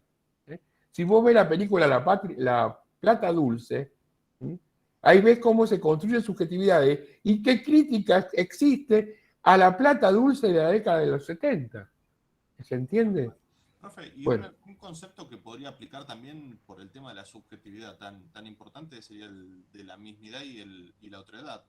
Seguro, perfecto. Sí. ¿Vos estudias educación? No. Ah. Son años de terapia, nada más. Está bien. Sí, perfecto. Perfecto. Bien, gracias. Bueno, ahí está. ¿Quién hace? ¿Vas a la psicóloga? Decías hace un tiempo. Los psicólogos van los locos. Era la discusión. Lo que te decían antes. A la psicóloga van los locos. ¿no? Si no ¿Cómo construye subjetividad? Tenías problemas. Si no eras neurotípico, tenías problemas. Sí. Yo creo que todo el mundo tendría que hacer terapia. Bueno, pero es mi mirada. Mi práctica en base a mis socializaciones. Bueno, el poder feudal, ojo por ojo, diente por diente. El cuerpo no importa, importa el alma. Hay que salvar al alma, hay que cuidar al alma. El alma es lo que importa. Acordate que Platón ya decía, el cuerpo y el alma. El cuerpo muere y el alma va a otros lugares. Entonces lo importante era el alma en la sociedad feudal, porque estaba consolidado el modelo vinculado con la iglesia y la cristiandad. Y el que ejercía el poder de policía con respecto a eso ¿quién eran? Los que se dedicaban a controlar lo que estaba sucediendo ahí, que era la Inquisición. Luego viene el poder soberano. Ya no lo tiene el poder feudal, lo tiene el rey, ¿no? El rey lo ves ahí arriba. El rey te observa, el rey viene el rey, y todo el mundo entiende que está el rey ahí. Pero después surge, cuando cae la Edad Media, cae el poder soberano, surge el sistema capitalista, surge la fábrica, surge la producción en serie, surge la ley, la norma, como decía Weber, ¿no? Surge la explotación del hombre, como decía Marx y demás, aparece el poder disciplinario, porque es importante la fábrica, es importante el cuerpo para producir, entonces es importante normalizar a través de la microfísica del poder. Cuidar, trabajar, tratar de enderezar conductas desviadas. ¿Dónde? En lo micro. ¿Dónde? En lo cotidiano. ¿Dónde? En las cuestiones más mínimas. Y eso es lo que le importa estudiar a nuestro amigo Foucault. Entonces, lo importante son los cuerpos dóciles, el panóptico que lo estuvimos viendo y encauzar las conductas.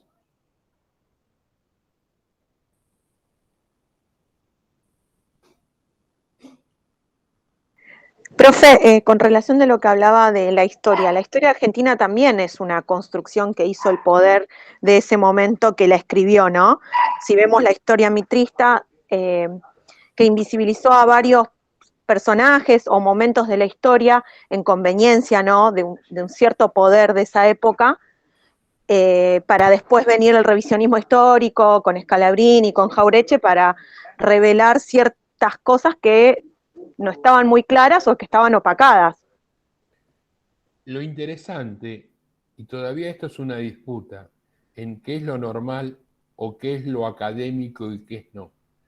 En sociología ustedes habrán estudiado que los clásicos, ¿quiénes son los clásicos?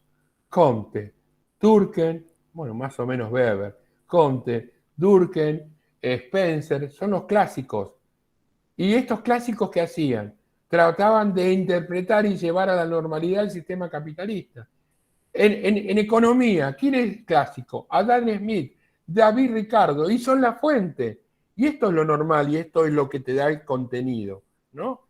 Y en la historia también, porque vos decís, a veces te dicen, tal historia es revisionista, tal historia no es la historia que debe ser. ¿Y cuál es la historia que debe ser?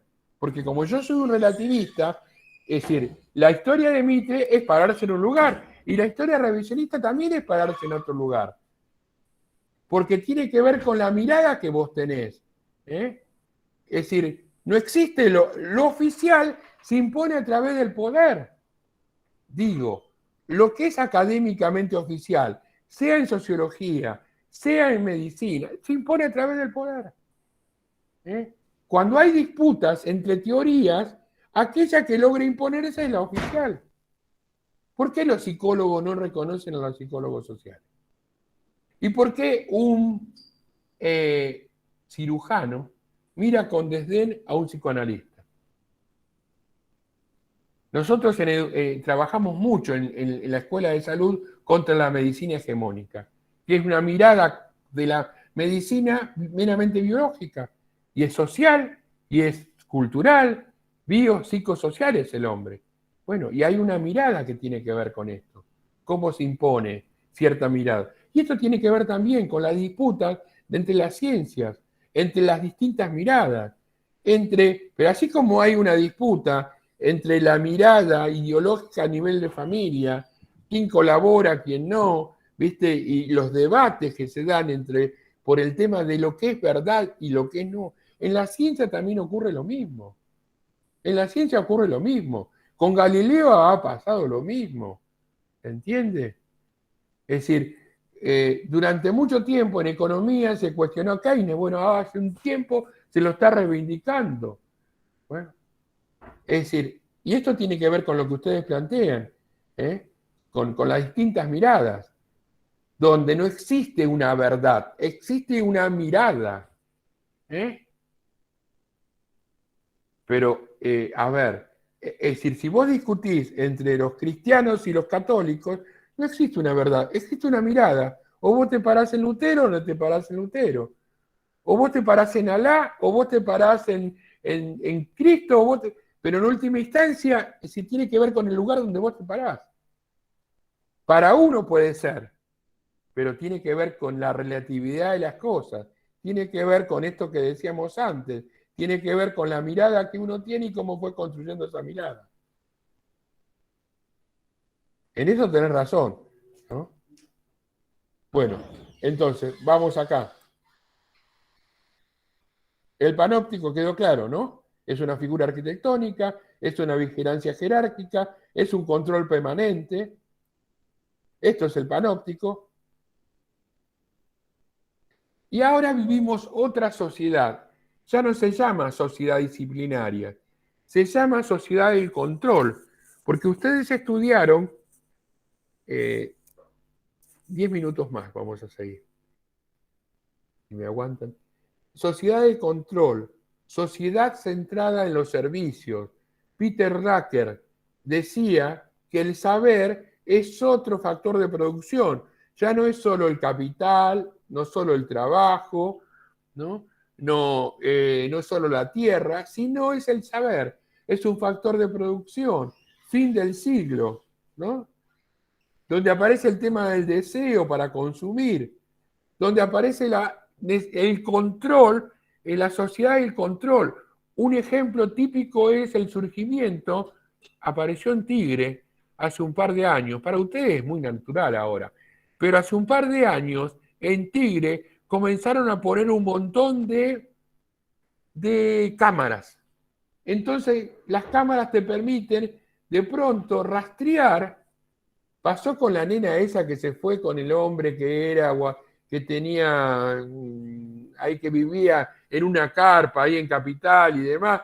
A través de las cámaras pudieron rastrearlo. Y eso implica un control, porque la cámara te permite rastrearte y te permite controlarte. Yo siempre contaba que de pronto, vos cuando uno trabajaba en ventas, te ponían un aparatito especial en el auto para ver cuántos kilómetros llevabas a cabo, para que no le pases kilómetros de más. Hoy no hace falta. Hoy tenés los elementos tecnológicos en tu propio celular para que te controlen. El control ya no está afuera como sociedad de control. Hay un autocontrol que lo generás vos al cargar en tu celular, al cargar el mapa, al cargar tus gustos, al cargar las páginas que ingresás. Se pueden hacer un sondeo tuyo para saber qué gustos tenés. Es más, te ponen las 40 o 50 personas que más o menos piensan como vos. Entonces te pueden vender el perfume que te gusta, la ropa que te gusta y el candidato que más se adecue a vos.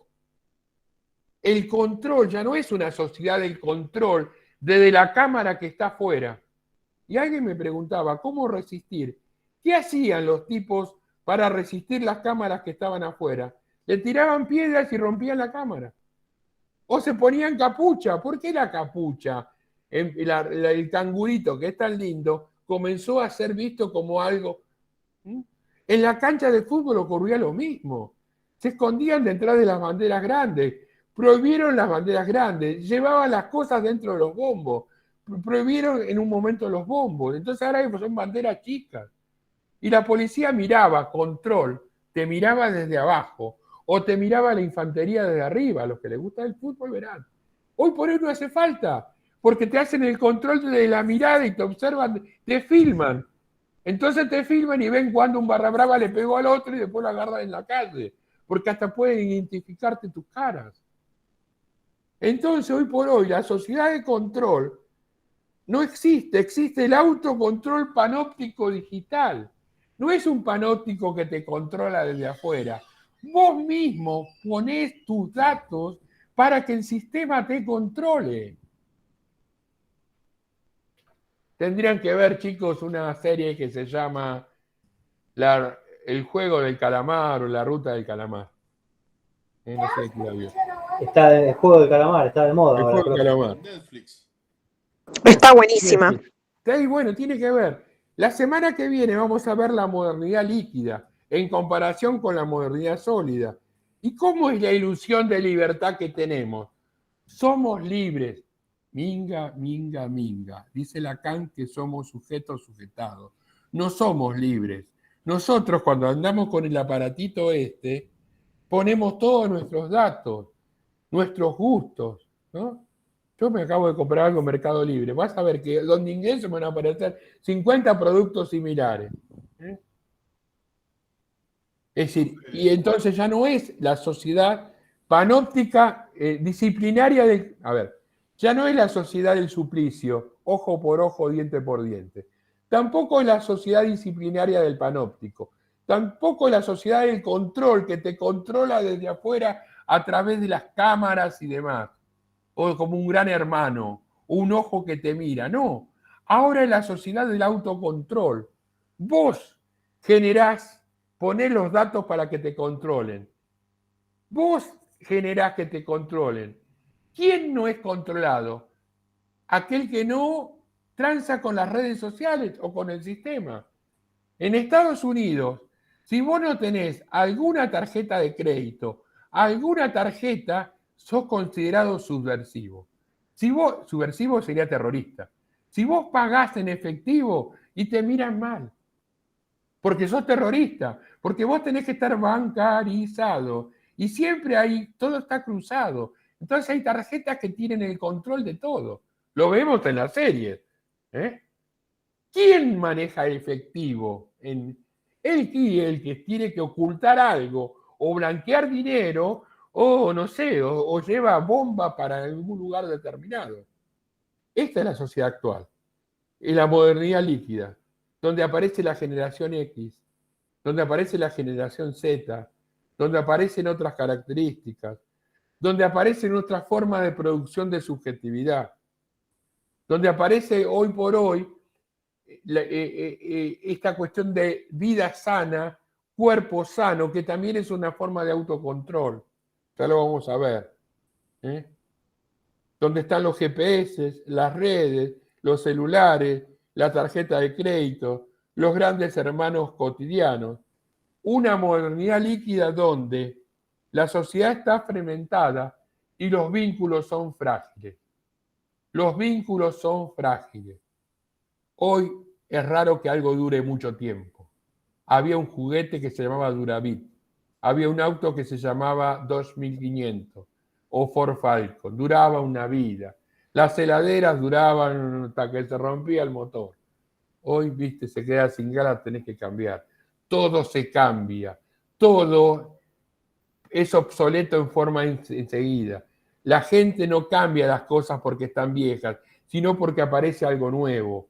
En esta sociedad los vínculos son frágiles. No podemos construir un vínculo durante mucho tiempo. Por eso los vínculos se destruyen, porque no lo podemos construir, porque las instituciones también son frágiles.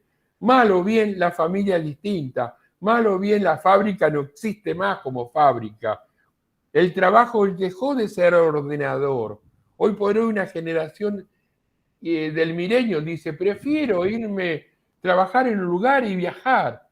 En cambio yo, que pertenezco a otra generación, el trabajo es un ordenador. Si no tengo trabajo, y a los viejos a ustedes les debe pasar lo mismo.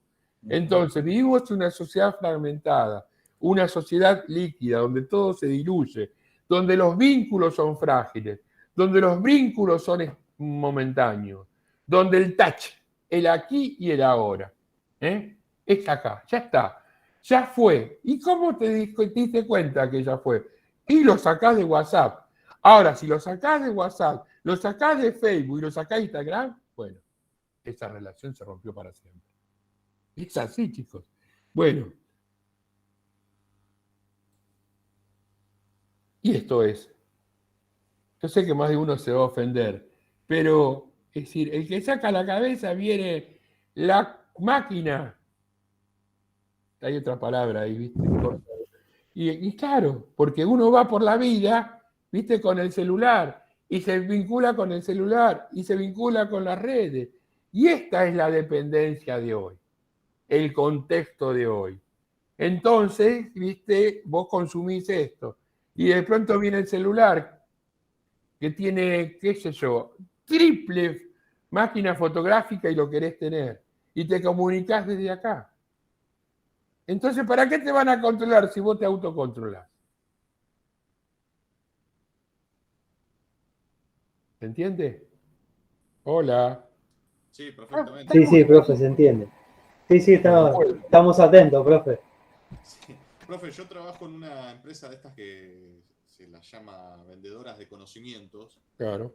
Digamos de los caballitos de batalla tecnológicos. Sí. Y bueno, continuamente hablamos de servicios que lo usan millones de personas, millones en el mundo, pero que el objetivo es individualizar las características, los gustos, como ustedes decía recién.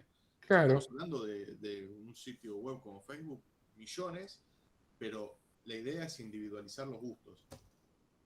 Mirá, antes se producía en serie con el surgimiento del capitalismo. Cuando se ocuparon todos los mercados, se hicieron las guerras. La primera guerra tenía que ver con eso, con ubicar nuevos territorios. Cuando eso fracasó, fue necesario racionalizar la producción. Entonces vino el taylorismo, que era racionalizar la producción, tratar de que dure menos la producción, se pierda menos tiempo para racionalizar y aparece la figura del capataz. Cuando eso fracasó, aparece el Fordismo, empezar a producir en cantidad para que tus propios empleados compren, ¿no? Cuando fracasa eso, comienzan a publicitar y a generarte necesidad. Entonces surge la publicidad, donde el producto te tiene que ingresar y vos tenés que comprar el producto más allá de lo que lo necesitas, sino te construyen la necesidad. ¿Mm? Entonces, aparece la publicidad, juega con tu imaginario, vos pensás que si tomás Gancia vas a estar en Brasil bailando por ahí, ¿viste? Si tomás Frisé, que para sectores de clase media baja está armado esa publicidad, y entonces vos sabés que entras en un departamento con el globo acá y vas a vivir la gran fiesta. Y eso te van construyendo a la necesidad, porque ya estaba todo inventado. Entonces, después que eso también fracasó, ahora comienza la construcción en forma individual, a tu necesidad. Entonces ya no se produce en serie, se produce en forma individualizada. Entonces, la producción tiene que ver con tus gustos. Y bueno, ¿y cómo construyo los gustos? ¿Y cómo conozco los gustos? Y bueno, a través de las redes. ¿eh? Entonces hay productos que ya no es el producto en serie que vos vas a comprar. Para ciertos sectores sociales es el producto que vos te van a fabricar para que vos consumas. En una cuarta revolución, donde el proceso de cambio es muy grande, donde la revolución tecnológica es mayor, donde además la desocupación va a ser muy grande porque la máquina va a reemplazar. Pero el cambio tecnológico es muy rápido. Yo le contaba a principio de clases, el año pasado o el año antepasado, no sé, la última vez que di un taller, yo le tenía que explicar a los participantes qué era la impresora 3D. Es más, tuve que estudiarla porque no la conocía. Con toda la pandemia y con todas las cosas que se hicieron en las escuelas, con las impresoras 3D, ahora hasta un nene de 12 años sabe para qué funciona. Entonces el cambio es muy vertiginoso. Ustedes que van a ser licenciados en administración o licenciados en la cuestión más económica o recursos humanos o otras carreras, van a tener que prepararse continuamente para seguir aprendiendo, porque si no aprendés quedás afuera. Y tenés que prepararte fundamentalmente para seguir aprendiendo. Y eso es lo que yo trato de inculcarles, que de pronto vos podés aprobar un parcial y demás. Bueno, ¿y por qué te exigimos en el final? Porque lo importante no es el contenido, lo importante es el hecho de sentar cola y empezar a aprender, porque vas a tener que seguir aprendiendo. Si no, vas a quedar afuera, en un contexto de cambio tecnológico acelerado. ¿Se entiende? Bueno, chicos, no hablo más. ¿Alguien quiere decir algo? Mati, Mati. Sí, estoy acá. ¿Estás bien? ¿Sí? Bueno, seguís vos, no sé, ¿cómo Sigo. Bueno, Sigo chicos, porque... la semana que viene, o no tienen clase en 15 conmigo, ¿no? días. En 15 días. En 15 días vamos a trabajar modernidad líquida, modernidad sólida, las generaciones. Mati seguro que va a subir unos videos. Cualquier duda, pregunten y demás. Este Power se lo mandamos o no, pero vos subís todo, así que está ahí, ¿no? Sí, después te lo pido si lo subo. Bueno, ¿alguna pregunta o está todo? Está todo. Gracias, profe. Buenísima la clase. Clarísimo todo, profe. Un placer. Bueno, un abrazo grande, chicos. Nos vemos después. Chau. Chao, gracias. Bueno, chicos, ¿alguna duda, consulta con respecto a los trabajos?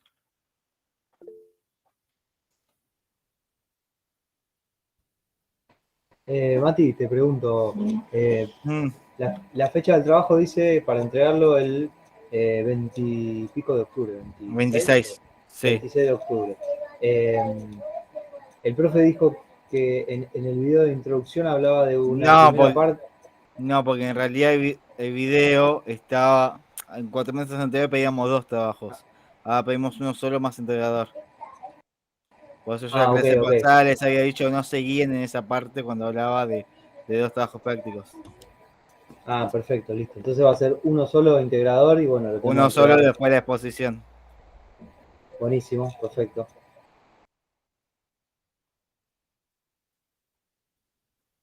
¿Alguna otra consulta más? Con respecto al trabajo o cómo vienen desarrollando. Si no, bueno, reitero que pueden enviar hasta el día anterior de la entrada de trabajo un borrador de medio de la cátedra para que nosotros podamos darle alguna sugerencia o decirle, bueno, está encaminado. sea, cuando si nosotros llegamos a responder que está encaminado, significa que está en condición de entregar, que no tiene algunas cuestiones que tengan que modificar urgentemente y después va a ser evaluado, ¿sí? Pero eso, en este caso, es el 26 de octubre, hasta el 25 aceptamos borradores, después ya no, porque ya el 26 ya es la fecha de entrega.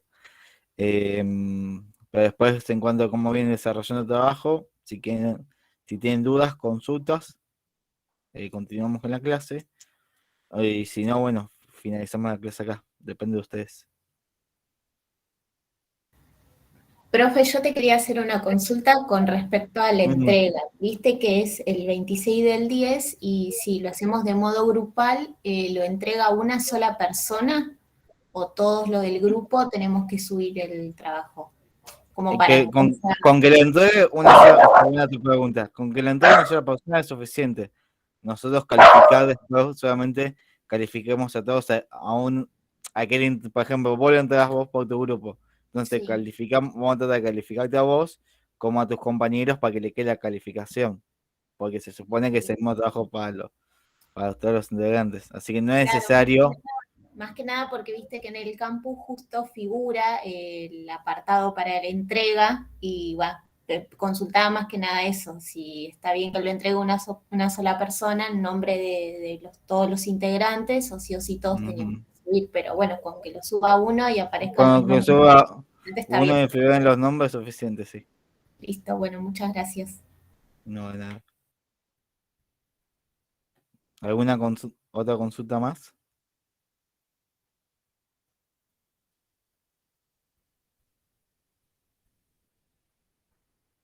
Si no hay más dudas ni consultas, finalizamos la clase acá y estamos a disposición. Gracias, Mati. Hasta la próxima. Hasta la próxima. Gracias, profe. Hasta la próxima. Hasta la próxima, profe. Nos vemos, hasta luego. Hasta luego. Chao, Mati. Chao, chao. Muchas gracias, nos vemos.